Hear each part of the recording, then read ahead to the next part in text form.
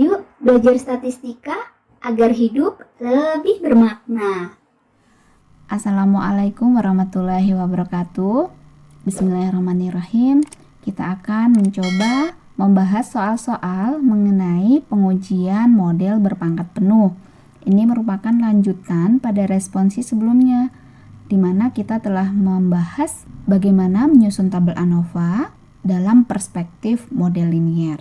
Sekarang kita akan membahas soal tentang pengujian subvektor dan general linear hipotesis.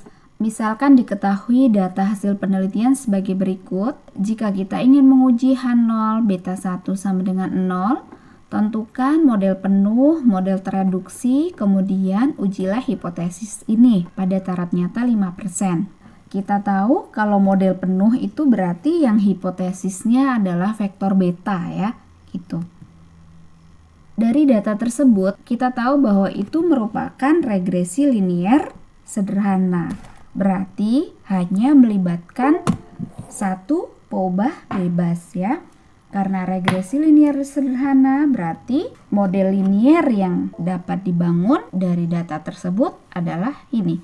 YI sama dengan beta 0 plus beta 1 XI plus EI. Berarti kita di sini punya dua parameter, B0 dan B1.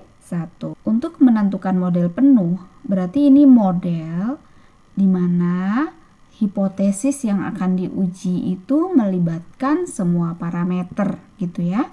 Jadi seperti yang dibahas pada saat menyusun tabel ANOVA pada pertemuan minggu sebelumnya. Nah, dari model ini kita punya I-nya adalah 1 sampai 6, berarti ini ada 6 pengamatan. Kemudian masukkan nilai-nilai YI-nya adalah datanya. Ini adalah nilai-nilai YI-nya. Ini Y1, Y2, Y3, Y4, Y5, Y6. Ini nilai-nilai XI-nya. Sehingga setelah dimasukkan datanya ini, kita punya persamaan seperti ini. Ini memasukkan data ke dalam model dalam bentuk matriks. Ini adalah vektor Y, ini adalah matriks X, ini adalah vektor beta, dan ini adalah vektor galat. Jadi model dalam bentuk matriksnya adalah seperti ini. Nah, selanjutnya model dalam bentuk matriks tadi ya dituliskan begini. Y sama dengan X beta plus E. Dengan Y-nya ini, X-nya ini, betanya ini, dan galatnya atau errornya ini. Jadi ingat-ingat vektor betanya adalah beta 0 dan beta 1 anggotanya ya. Dan matriks X-nya itu menambahkan komponen vektor satuan di depan nilai-nilai XI-nya ini. Oke, sekarang kita menentukan model tereduksi. Seperti apa sih model tereduksi itu? Nah, ini catatan untuk membantu kita mengingat-ingat dan memudahkan dalam menentukan model tereduksi. Jadi model tereduksi adalah model pada kondisi H0 benar.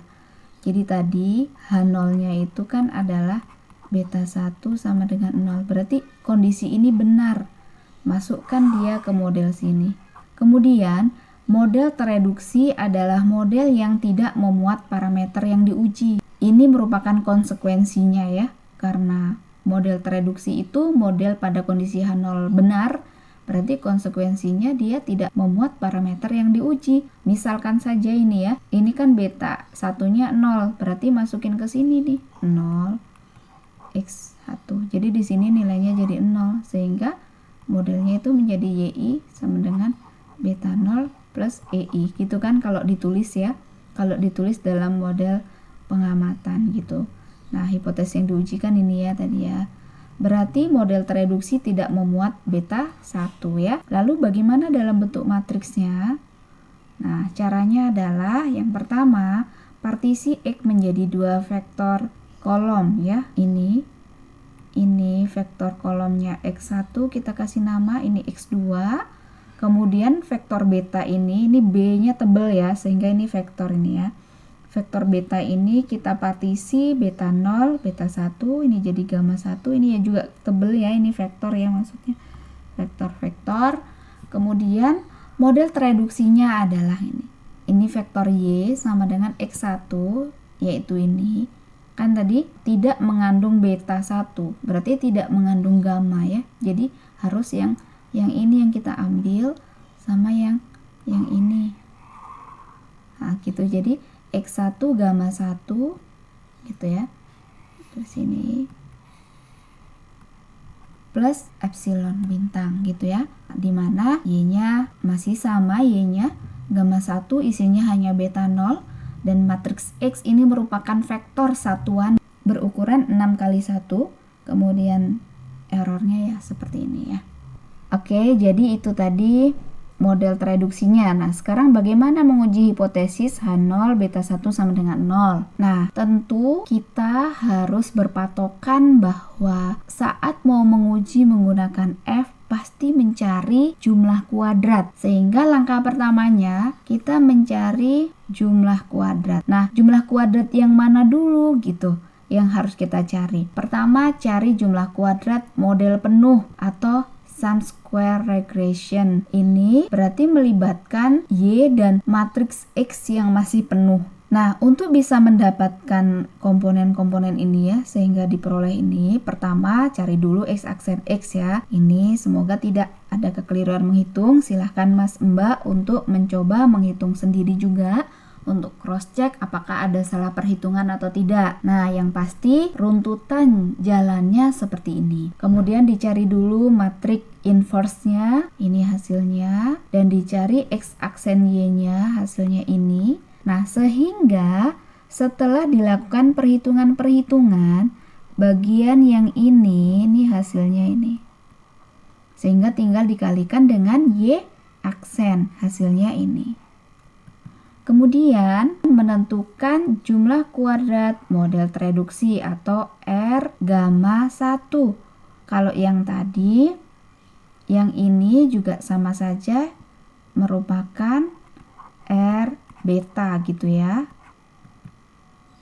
Namanya jumlah kuadrat model juga ya. Jadi formulanya masih sama yang tadi. Ini sama-sama jumlah kuadrat regresi, tapi untuk model yang tereduksi.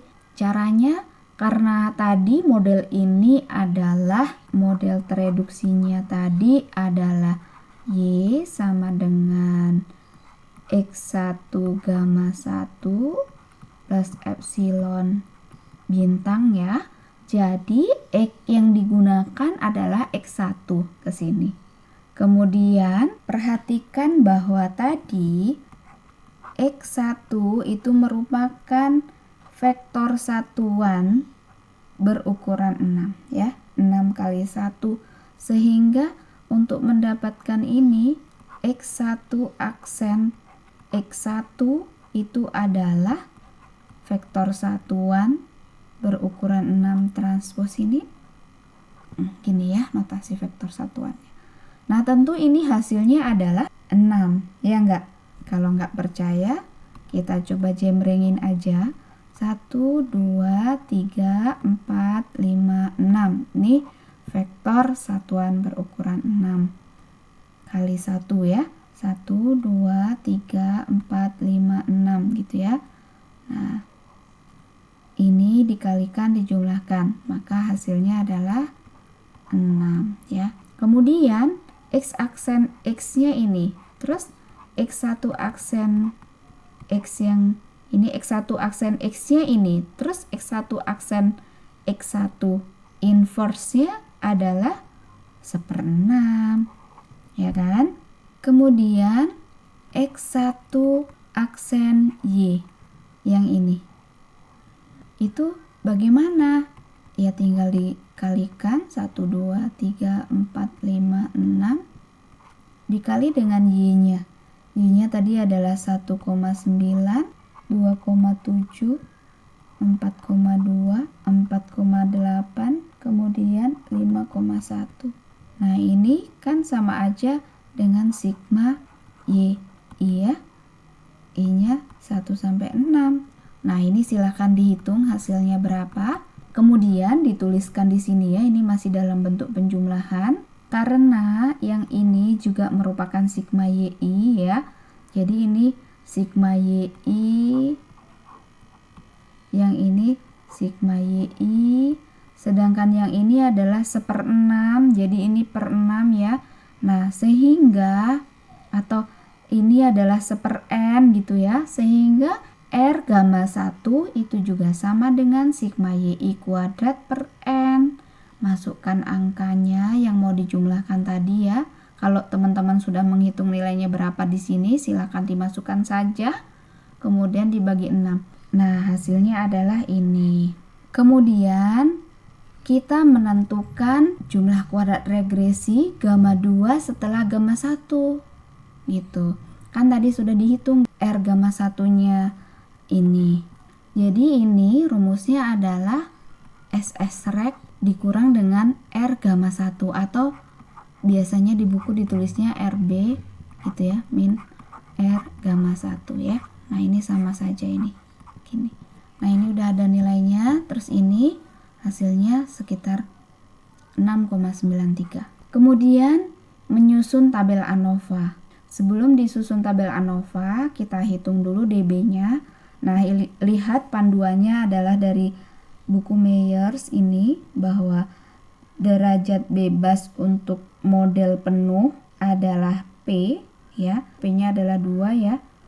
P-nya sama dengan 2 ya. Kan regresinya tadi parameternya cuma 2 ya. Dan ini merupakan rank dari matriks X-nya ya, P ini. Ini adalah banyaknya parameter dan ini merupakan rank dari matriks X. Kemudian derajat bebas dari model tereduksi adalah P min R ya, dimana R-nya adalah 1, sehingga dB gamma 1 itu adalah 1, dan R ini merupakan dB-nya gamma 2 setelah gamma 1. Kemudian hasilnya ini, lalu masukkan nilai jumlah kuadratnya ini galatnya totalnya segini, sedangkan dB totalnya adalah N ya, ini N, kemudian ini adalah N min P, 6 kurang 2 ya, nilainya 4. Kemudian kuadrat tengah ini seperti biasa adalah JK dibagi dengan DB, ini hasilnya, dan F hitungnya adalah segini. F hitung ini adalah KT gamma 2 setelah gamma 1 ya, dibagi dengan KT galat ya. Berarti ini 6,93 dibagi 0,438. Kalau sudah dapat tabel ANOVA, tinggal tentukan kriteria penolakan H0, tolak H0 kalau F hitung adalah lebih besar dari F alpha 14 ya. Satunya dB pembilangnya ini dB penyebutnya 14, alpanya tadi diminta 0,05, nilainya adalah 7,71. Kemudian kesimpulannya adalah tolak H0 karena F hitung kita lebih besar dari 7,71 ya, lebih besar dari F tabelnya. Kita dapat F hitungnya adalah 15,79. Karena tolak H0, tadi H0-nya adalah beta 1 sama dengan 0, berarti beta 1 tidak sama dengan 0 karena tolak H0. Artinya, model yang hanya mengandung intercept saja tidak cukup menjelaskan keragaman respon. Tadi kan model tereduksinya adalah model yang hanya mengandung beta 0 saja ya. Ini untuk model tereduksi. Jadi keberadaan beta 1 ini ternyata signifikan.